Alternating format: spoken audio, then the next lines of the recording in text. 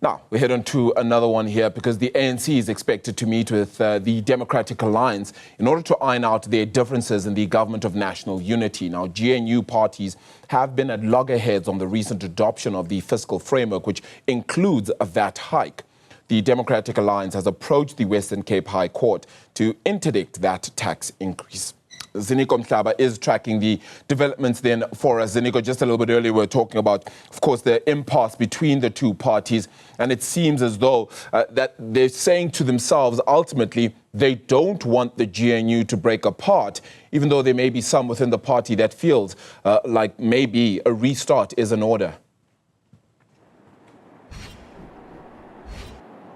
Yes, that has been very, very clear from what we've heard from the leadership of the Democratic Alliance, specifically the leader itself, federal leader John Stayson, but the federal chairperson Helen Zille, where they were asked pointed questions regarding whether they are willing to really serve the ANC and other GNU members their divorce papers and start moving back to the opposition parties, which is a position the DA is very familiar with. For the past 10 or 15 years, they've been playing that role very effectively, sitting on the opposition benches. But you remember that there was a reason why the DA decided to join the Government of National Unity, saying that they also want to be part of the solution. They want to be, part of the executive that makes executive decisions. Also remember, one of the things that was really debated ahead of the formalization of the Government of National Unity was the issue of the statement of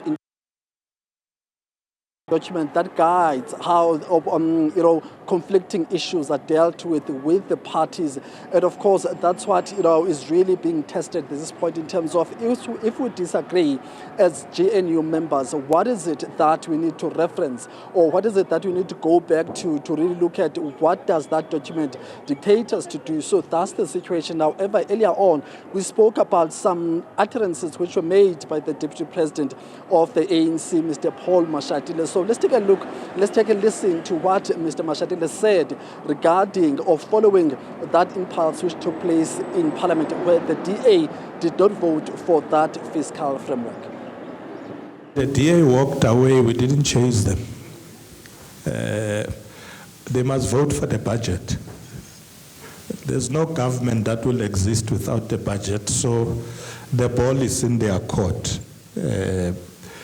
You say they can't have their cake and eat it. As ministers, I will be ashamed to do that. You run to work as a minister, you have not voted for a budget, but you think it's okay. You're going to work.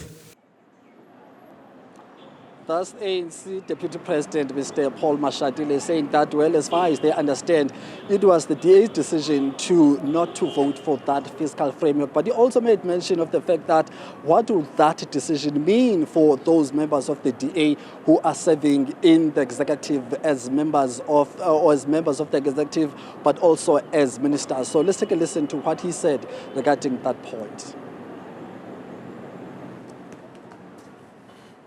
Ziniko, thank you so much for that reporting then. Indeed, we've indeed unpacked just a little bit of what's come through then from the Deputy President as well and his claimant words on that front. We'll continue to cross in on this story as well a little bit later.